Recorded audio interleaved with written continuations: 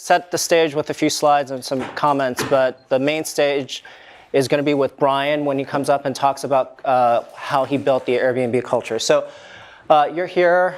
I've been following the presentations, and so now you know how to get started.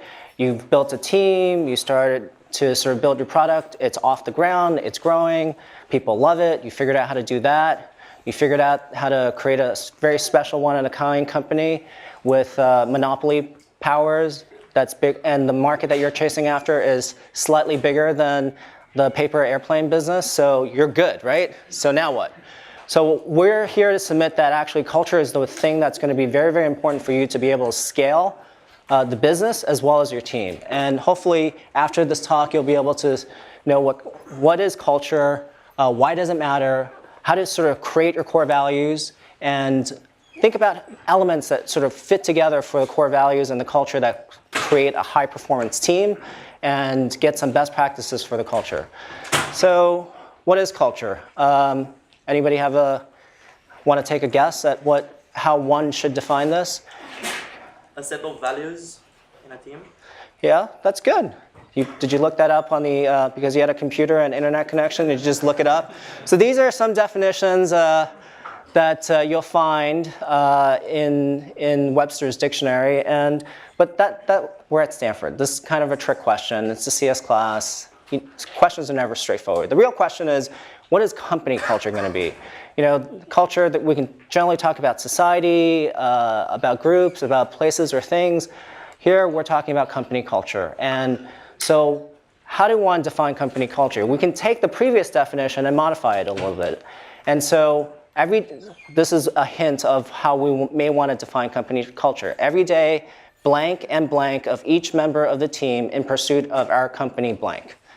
And some people have filled these in with different sort of things. The first blank could be assumptions, beliefs, values. My favorite is core values. The second blank for the B blank, people have said behaviors. My favorite sort of answer to that is real action. How do you act?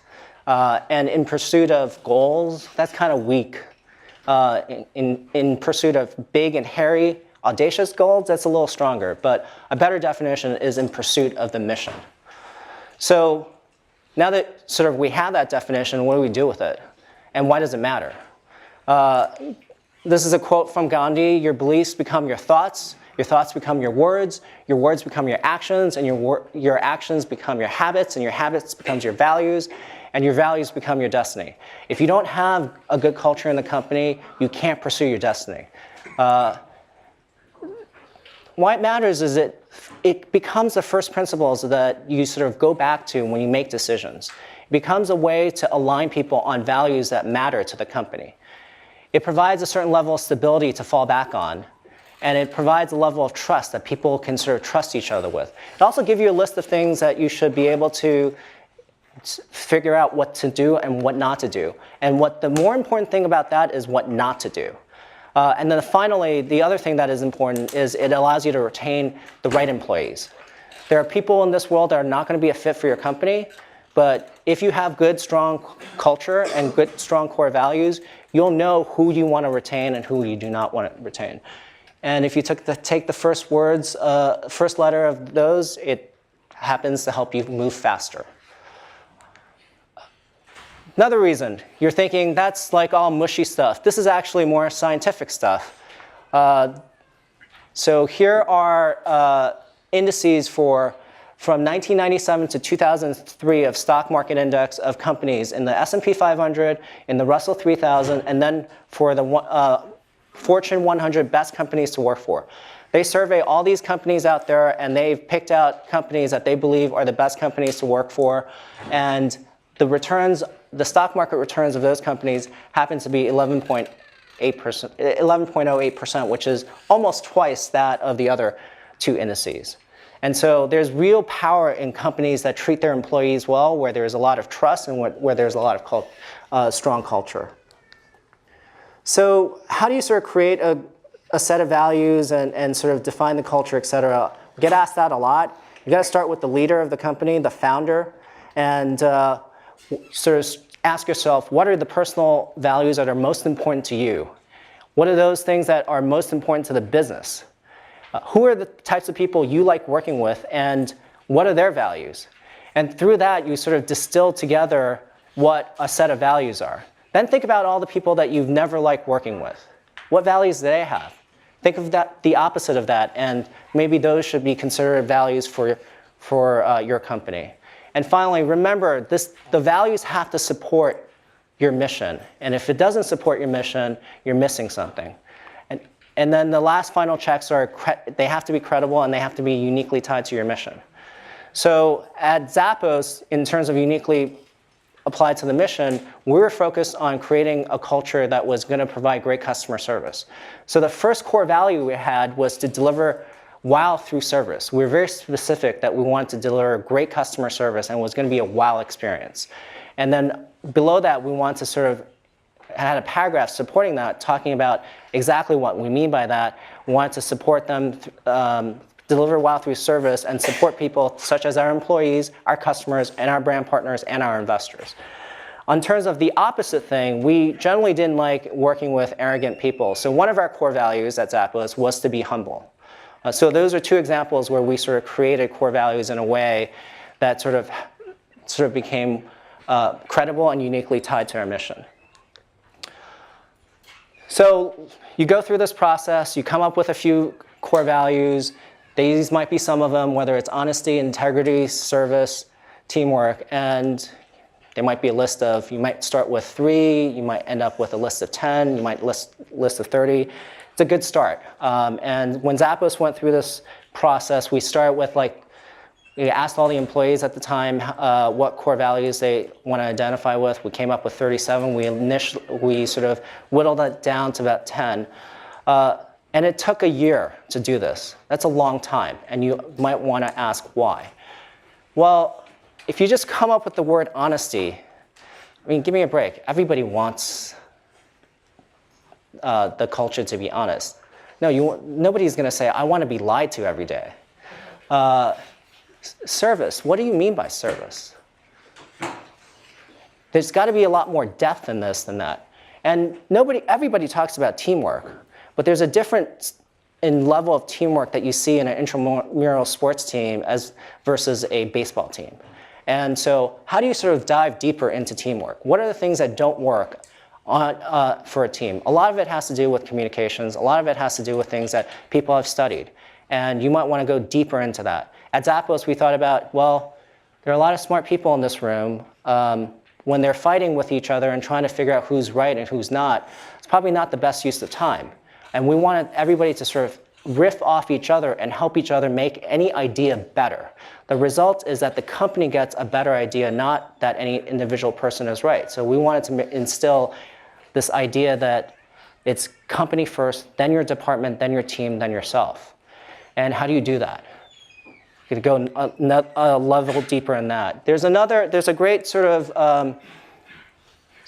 element of high-performing teams that I really like, which is this pyramid that was created by Patrick Lencioni, and he wrote this book, The 5 Dysfunctions of a Team. And the reason this is interesting, he talks about the breakdowns of a team. First of all, a lot of teams break down because they don't have any trust.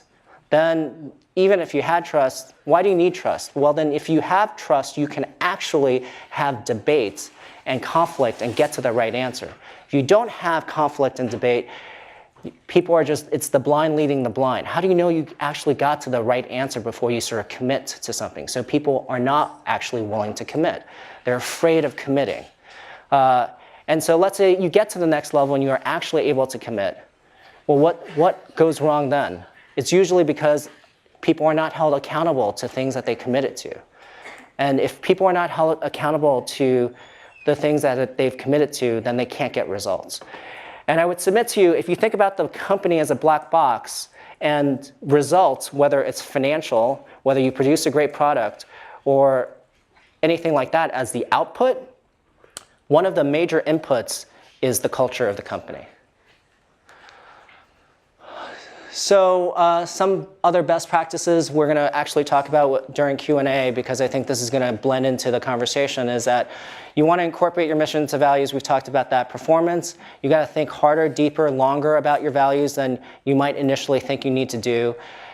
One of the things that I think a lot of companies don't actually do is they interview for technical fit or skill fit or competency in that realm, but they don't actually interview for the culture fit and whether someone will actually believe and follow the mission. I think that's a big, big no-no. Like, I think you can have the smartest engineer in the world, but if they don't believe in your mission, they're not going to pour their heart and soul into it. And that's one of the things that where if you actually sort of start thinking about culture from the interview process to performance reviews to making sure that it's a daily habit, you'll get a lot further with making a great culture. The final point on making a daily habit, I think culture, just like customer service or fitness, is like motherhood and apple pie. Everybody wants to provide great customer service. Every company wants to have a great culture. What they fail to do is make it a daily habit. You just can't be fit if you don't do it as a daily habit. Eventually you get out of shape, then you get fat, and then you're like, oh, I got to go on a crash diet to sort of get back into shape. That doesn't quite work. And the same is true with something like culture. So I think we checked all of these off, so we can go into Q&A with Brian. Can you move the chairs? Yeah, it's good. All right, hello everybody. It's quiet in here, I'll be honest. No, it's much better. Now I feel a little less on edge. Nothing worse than like a room full of people really, really quiet staring at you, but now I feel better. Oh, I did it for 5-10 minutes. Yeah. You could bear for a little yes, longer. Yes, exactly. So Brian, could you talk about how the process by which you came to understand that culture was important to Airbnb and in building the company?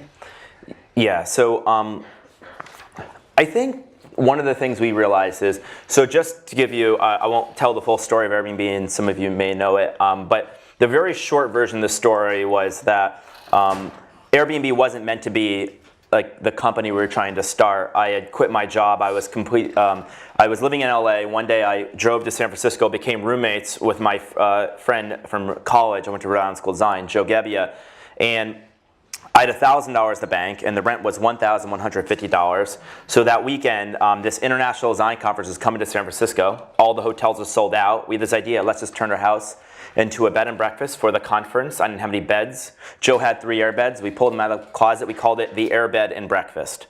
That's how the company started. I probably told that story 10,000 times, by the way, some version of that story, and I didn't think I'd ever tell that a second time.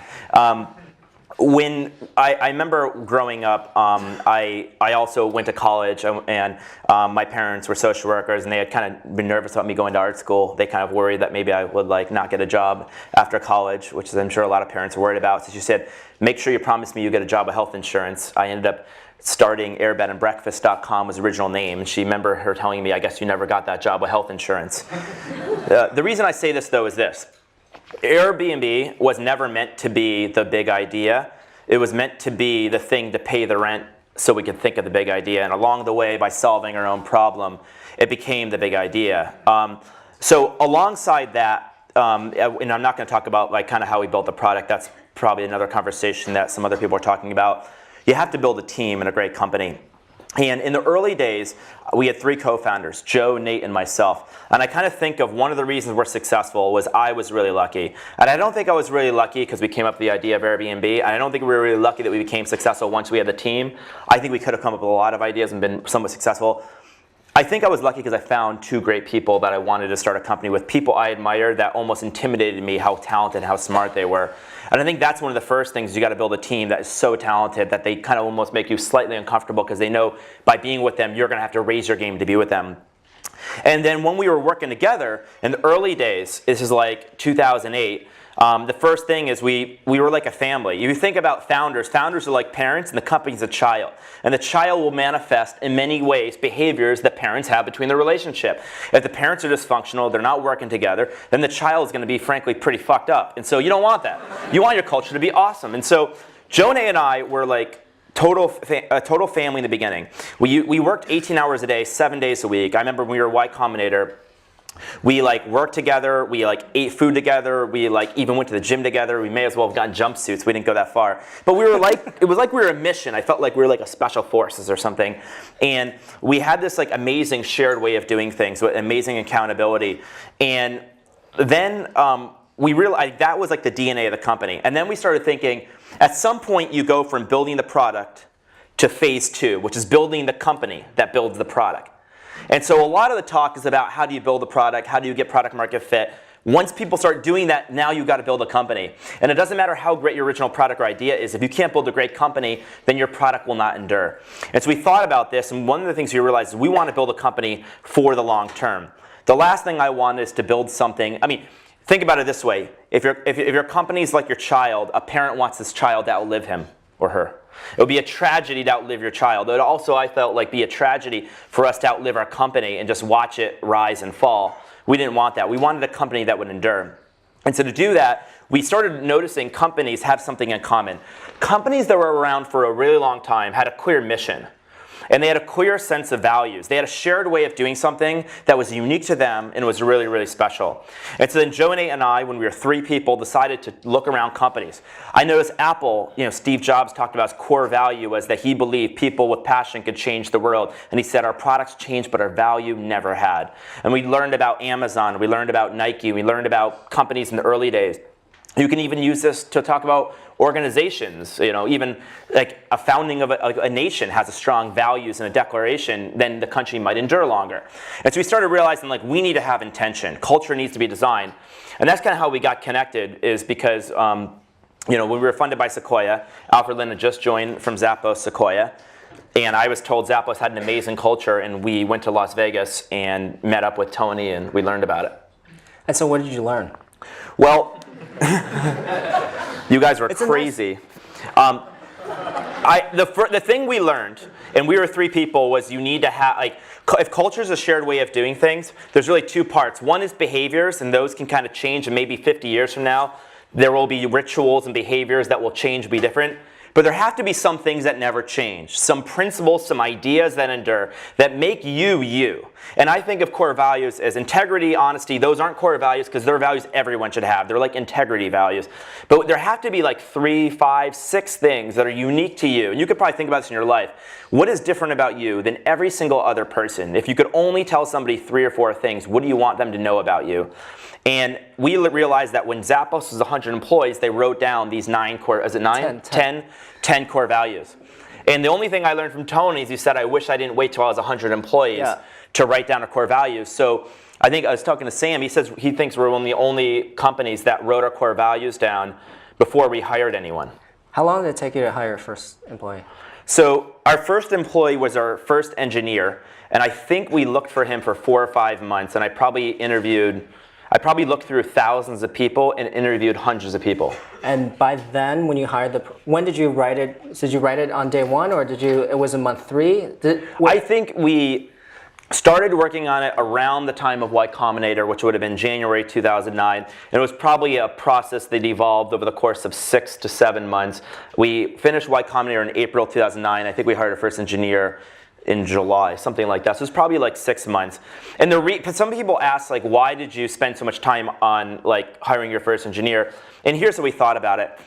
I kind of felt like your first engineer was like bringing in DNA to your company. This person was gonna there were gonna be, if we were successful, there were gonna be 1,000 people just like him or her in the company. And so it wasn't a matter of like getting somebody to build the next 3 features that we needed to ship for our users. There was something much more long-term and much more enduring, which was, do I want to work with 100 or 1,000 more people like this? Now you want diversity, but you want diversity of like beliefs, you want diversity of like backgrounds, age. You don't want diversity of values. You want a very, very homogenous beliefs, and that's the one thing that shouldn't be diverse. So what are Airbnb's values? So we have 6 core values. I'll maybe talk about 3 of them. Okay. So our first core value we talk about is champion the mission. And what it really means is that we want to hire people that are here for our mission. We don't want people here because they think we've got a great valuation, they like our office design, they need a job, or they think it's hot. We want people to be here for the one thing that will never change, and that's our mission. And just to tell you a quick story about our mission, Airbnb, a lot of people describe it as a way to book a room or book a house and you travel around the world. And that's what we do. But that's not at all why we do it. And to answer the question of like what our mission is, I'll just tell you a quick story. And this, I think, describes it. early 2012, I met a host named Sebastian. So we do these meetups around the world where we meet with hosts. And I meet this host named Sebastian. He's probably like late 50s. He lives in North London. And Sebastian looks at me and he says, Brian, there's this word you never use in your website. And I said, what's that word? He said, that word is friendship. I would love to tell you the story about friendship. I said, okay, tell me the story about friendship. He said, 6 months ago, the London riots broke out outside my home, and I was very scared. And the next day, my mom called me to make sure I was okay. And he said, yeah, Mom, I'm okay. And she goes, what about the house? And he says, well, yeah, the house is okay as well. And he said, here's the interesting thing. Between the time the riots broke out and the time my mom called me was a 24-hour window of time. And in that period of time, he said, 7 of my previous Airbnb guests called me just to make sure I was okay. He said, think about that. 7 of my guests called me before my own mother did. I don't know what that says about our guest or his mother more, but but in this summer, on a typical night or a peak night, we would have 425,000 people staying in homes and living together, and they were coming from 190 countries in the world, which is every country but North Korea, Iran, Syria, and Cuba. So when you hear that story, at our core, what we're about, that's much more than just booking a room or traveling. What we are about is we want to help bring the world together. And we want to do that by giving a sense of belonging anywhere you go. So our mission is to belong anywhere. So 5 years from now, 20 years from now, maybe we're still selling rooms and homes, but maybe we're not. But I can guarantee you what we're always going to be about is this sense of belonging and bringing people together. And that's the more enduring idea. So when we hire people, the first thing we need to make sure is that if that's our mission, you need to champion that mission. You champion the mission by living the mission. Do you believe in it? Do you have stories about it? Have you used the product? Would you bleed for the product? I used to ask like crazy questions. Like one of the crazy questions Sam reminds me of is I used to interview people. So I interviewed the first 300 employees at Airbnb, which people think I'm like really neurotic, and that may also be true. But and I used to ask them a question, which I've now amended. I used to ask them, if you had a year left to live, would you take this job? And actually, the people who say yes to that, you probably don't want, because that's like, they should probably spend time with your family. So I amended it to 10 years. Because I feel like whatever, if you knew you had 10 years left to live, whatever you would do in those last 10 years, you should just do. And I really wanted people to think about that. That was enough time for like you to do something you really cared about. And the answer doesn't have to be this company. And I say, fine, if what you're meant to do is to travel, or if you're meant to do is start a company, you should just do that. Don't come here, go do that. And so there's this old kind of parable, probably many of you have heard of it, about like 2 men are laying bricks. Somebody comes up to the first man and says, what are you doing? He says, I'm building a wall. He asks the other guy, what are you doing? He says, I'm building a cathedral. There is a job, and then there's a calling. And we want to hire people that aren't just looking for jobs, they're looking for a calling. And that's kind of the first value, and that's champion the mission. I'll just, maybe, because I don't want to take all the time, I'll talk about just one more, just so we don't talk the whole thing just about values. The second value relates to being kind of creative and frugal, and I'll tell you a story. Our company was like, by the way, all the founding stories of your company end up becoming the things that people repeat and talk about when you're 1,000 people, and it kind of embodies, right? It's kind of like your childhood. These things kind of come back later in life. Same thing with a company.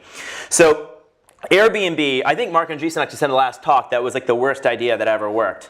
And it really probably was the worst idea. I mean, people thought we were crazy. I remember telling people about the idea, and I remember actually telling Paul Graham, I said, we have this idea, in their interview, we said, we have this idea, it's called Airbnb. He goes, people actually doing this? I go, yeah. His follow-up question was, what's wrong with them?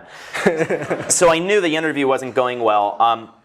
And in the interview, at the end of the interview, Paul Graham, I think, wasn't going to accept us, but we told him this story of how he funded the company, and here's how it goes. We were introduced, Michael Seibel, who I think is a partner of Y Combinator, a lot of people know, introduced me and Joe to like 15 investors in the Valley, including some of the ones that have been here. And all of them like said no to the company. They could have bought 10% of the company for like $100,000, $150,000. They all said no. They thought it was a crazy idea. No one would ever stay in someone's home. So we ended up just funding the company with credit cards. And you know those binders kids used to put baseball cards in? So we put credit cards in those because we had to put them all somewhere. That's how many credit cards we had. And we were completely in debt. And in the fall of 2008, we provided housing for the Democratic and Republican National Convention. And we had this weird, crazy idea because we weren't really selling a lot of homes. Basically, Airbnb launched, and a year after we launched, I think we had 100 people a day visiting our website, and we had like 2 bookings, which is generally bad. It's kind of like releasing a song, and a year later, like 3 people listen to it every day. Like, it's probably not going to be a very popular song. So, but I believed in it, and Joe and Nate believed in it. But and so we were completely in debt. We don't know what to do. And so we get this idea, well, we're air, bed, and breakfast. We're providing housing for the Democratic and Republican national conventions. What if we made like a collectible breakfast cereal for like the Democratic National Convention? And we came up with this Barack Obama themed cereal. We called it Obama O's, the breakfast of change. And then we came up with a Republican themed cereal for John McCain. We found out he was a captain of the Navy, so we came up with Captain McCain's, a maverick in every bite. And we had $0, and without any money, we were able to, we tried to call like General Mills, and they told us to like stop calling them, or they're getting restraining orders, so that didn't work. But we found a local alumni of RISD. He made 1,000 boxes of cereal for us, and we ended up sending them to press. And eventually, within a week, we got on national television, national news. We made $40,000 selling breakfast cereal. And the year 2008, we made $5,000 from our website, and we made $40,000 selling breakfast cereal. And I remember my mom asking, so are you a cereal company now? And that wasn't the bad part. The bad part was the honest answer, which was, well, 80%, yeah, technically yes. Technically yes. So, but the reason I tell that is our second core value is to be a serial entrepreneur. I'm sorry for the cheesy pun. I'm sorry. But be a serial entrepreneur. And what we really mean is that we believe constraints bring out creativity. And when you raise like $800 million, suddenly all that scrappiness, it's easier to lose that scrappiness. It's easier for people to tell you, you know, I just need like this $50,000 contract, or I need this, or I need that. And whenever somebody is just being a little bit not like frugal and not being creative, or they tell me they can't do something, I'll just take a box of cereal, and like even just the suggestion of Obama's knows they need to be scrappy and frugal. And so again, a lot of the founding DNA of your company becomes these values, these principles. And so everyone knows if you don't give a crap, you shouldn't be here. And it doesn't mean you have to give a crap, it just means you have to be here. And you also have to be creative. It'd be like kind of like an entrepreneur that's super scrappy. And these are some of the values we learned. Cool. So you guys should start thinking about questions. We're going to open it up to questions from the audience, but I have a few more questions for you. So this all sounds nice. The stories are great. People here are a pretty skeptical group. It's a CS department class, probably left brain focused. This feels like a softy kind of right brain focused. I'm a total kind of softy, sorry. But how has having a strong culture helped you make important, tough decisions? Well, I think that so here's the thing about culture. There's 3 things they never tell you about culture. The first thing is they never tell you anything. In other words, no one ever talks about culture, and no one ever tells you need to have strong culture.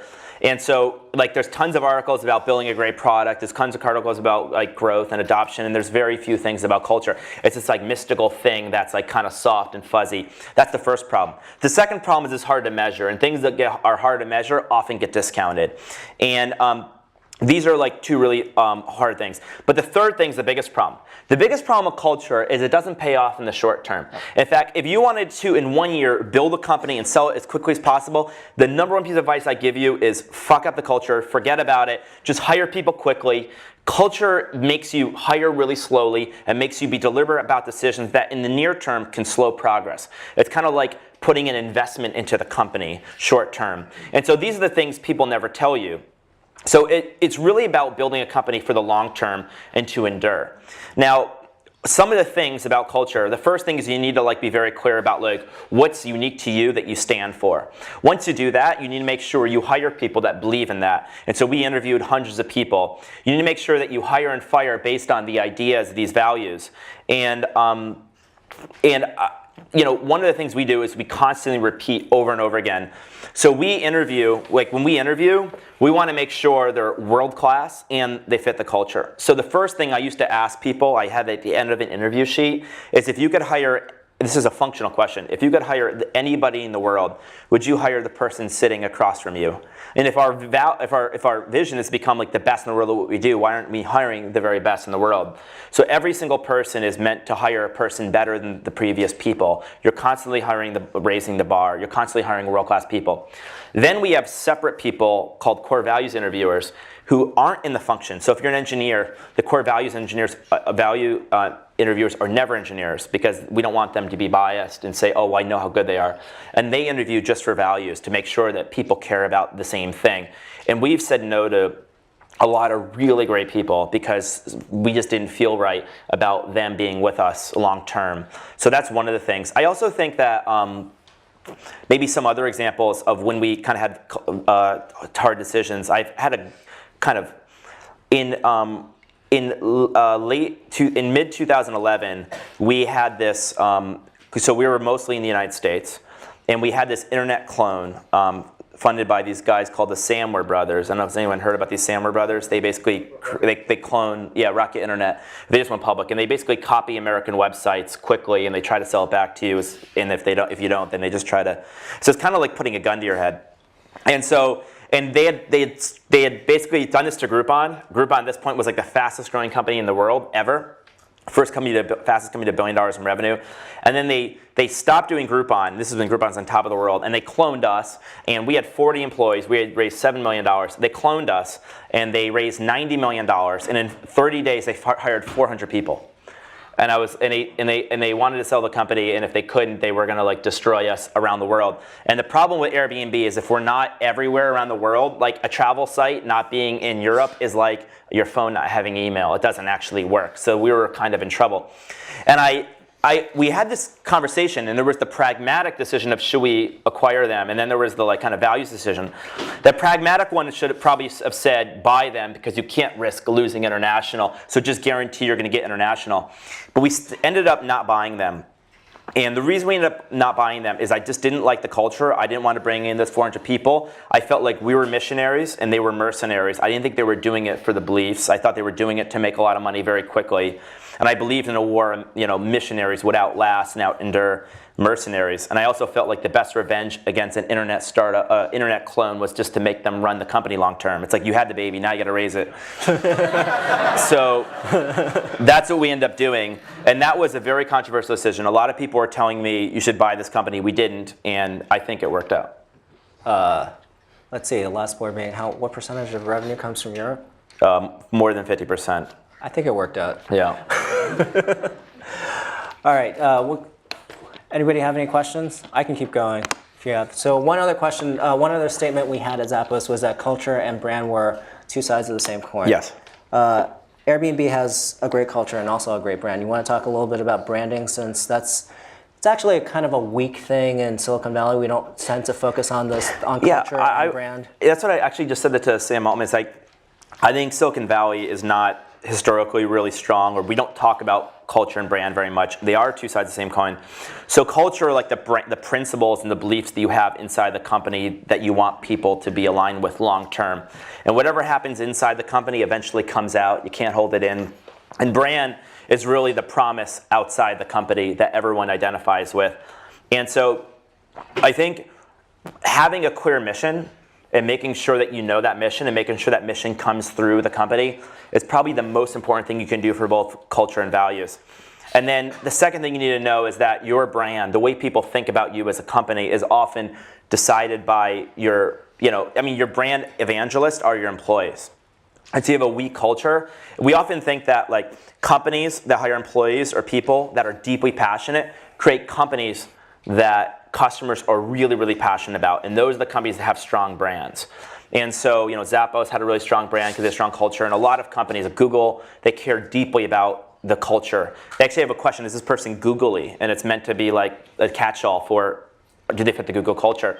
Google is a very strong culture. It's unique to Google. And by the way, there's no such thing as a good or bad culture. It's either a strong or weak culture. And a good culture for somebody else may not be a good culture for you.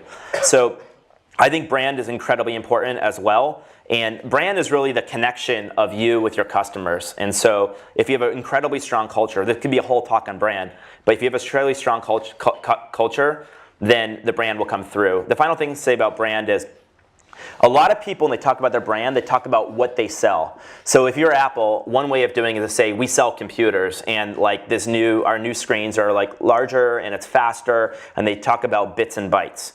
And I remember Steve Jobs had this really important talk where he says, the way to win, this is 1997 when he first came back, wasn't to talk about bits and bytes. The way to win is to talk about what we value. In our core values, we believe people with passion can change the world. And that was how he introduced the Think Different campaign. And so Apple, before they had this huge renaissance, which became the most valuable company in the world, they did the Think Different campaign, which is basically saying, this is what we believe in. And if you buy an Apple computer, you're also saying, I believe in this too. And there has to be, I think, a deeper core belief, and if that doesn't happen, you're a utility, and the utilities get sold at commodity prices. Go ahead. How did you know how to communicate this at the beginning? The question is, how do you know how to communicate this to the company, the culture or the core value, or to the employees, Outside world. to the outside world? The culture, the values, the brand. How to communicate what Airbnb does and how it's a good idea. Well, so the question is, how do we communicate what Airbnb does early in the days? Well, we learned a lot, because in the early days, we communicate like a utility. We actually said Airbnb is a cheap, affordable alternative to hotels. And we had a tagline of forget hotels, save money with Airbnb. And over time, we felt like that was, I mean, this is in really early days, and we felt like that was way too limiting, that it undercut the idea. And so we then eventually changed our tagline to travel like a human, which we haven't kept. But it was basically meant to say that like we believe in a certain kind of world, and we really feel like travel is mass produced. You feel like isolated, you feel like a stranger. And we want to bring the world back to the place where it's a little bit like a village again, where the service is coming from other people. You have this feeling like you belong, and you're actually treated like a human. No matter how successful you are in life, often traveling will remind you you're not that successful. Go through TSA, stay in a typical hotel. Sometimes you'll have some problems. And so we really want to make people feel special. And this was kind of some of the stuff we did in the early days, and we did a lot of storytelling. I mean, I've probably told the story of Airbnb like 10,000 times, and this is something that's kind of related to culture, but somebody asked me the other day, like, what's the job of a CEO? And there's a number of things a CEO does, but what you mostly do is articulate the vision. So you articulate the vision, you got to develop a strategy, and you got to hire people to fit the culture. If you do those three things, you basically have a company. And that company will hopefully be successful if you have the right vision, the right strategy, and good people.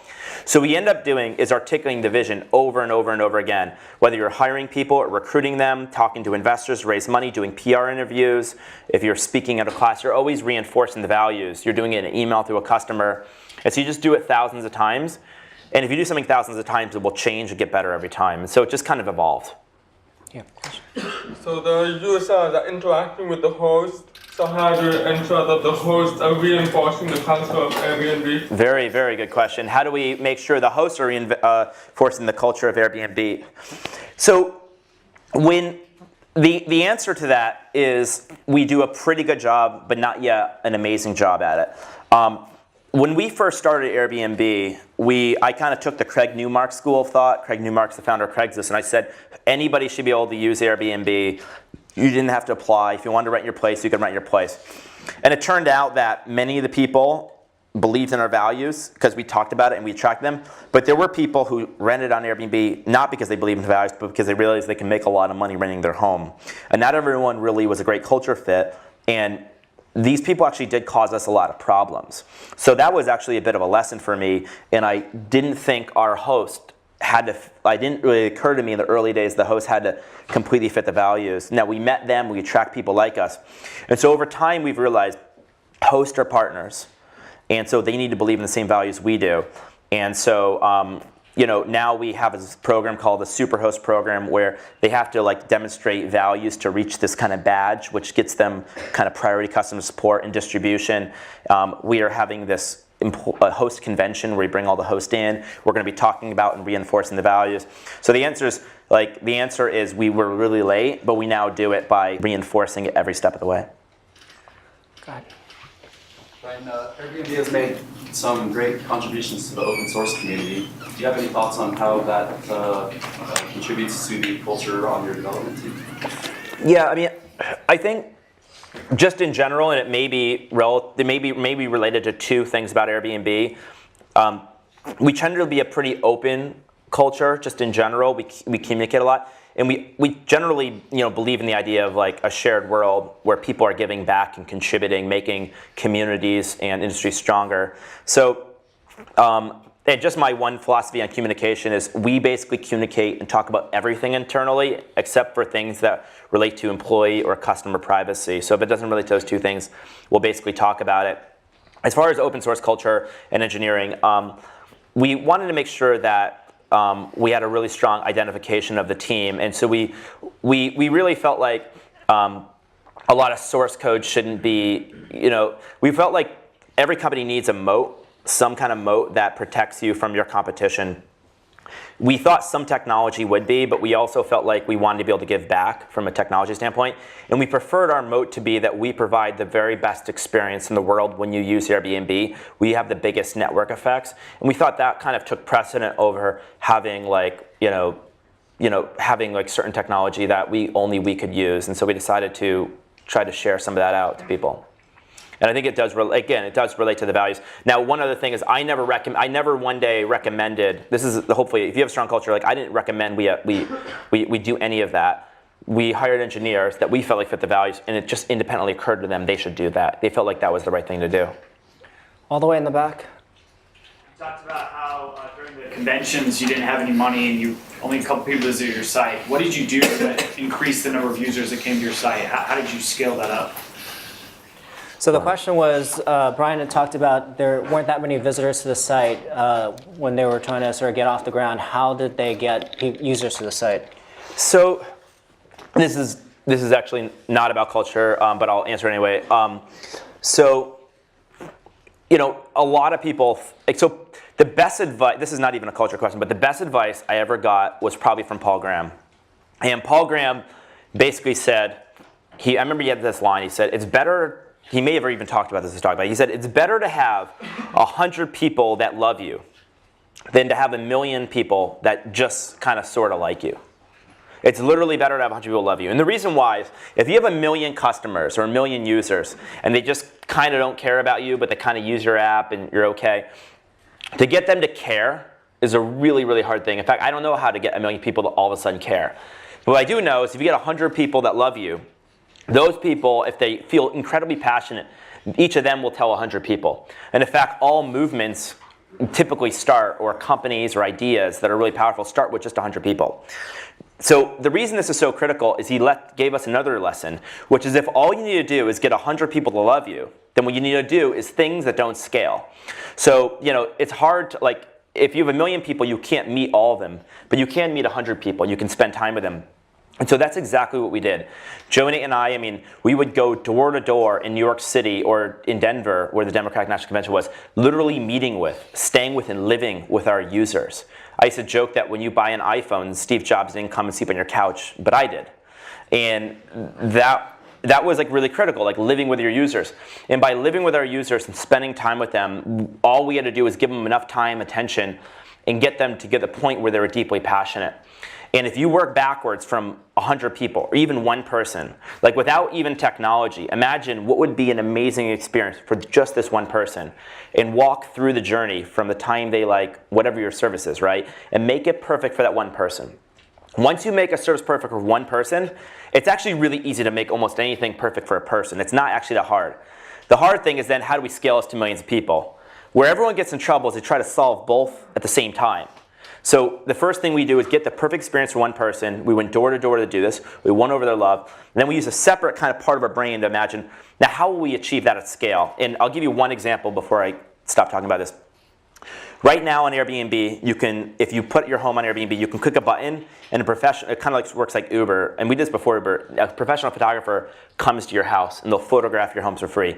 We have 5,000 photographers around the world, and we photographed hundreds of thousands of homes. So it's probably one of the largest on-demand photography networks, if there was such a thing. I guess probably the only one, but in the world. And that started with Joe and I we were staying with this one host in New York City, and her house is amazing, but her photos were terrible. And we said, why don't you just put up better photos? And this is before iPhones had great cameras. This is 2008. And she said, well, I can't figure out how to get photos from this camera onto this computer. She wasn't very technically savvy. And she said, well, we'll just take photos for you. Or actually I said, what if you could press a button and somebody just showed up at your door and took professional photographs? She said, that'd be magic. So next day I knocked on her door and said, I'm here. And I photographed her home. And then we sent emails to people saying, we have this new magical photography service, and if you want, you can press this button, and a professional photographer would show up at your home. Someone would press this button, would just send me an alert, or Joe an alert, and we'd rent a camera in Brooklyn in January of 2009, walking through snow, photographing people's homes. We did this by hand without any technology. We managed it with just spreadsheets. I wasn't going to burden Nate with trying to build something we designed before we had photography.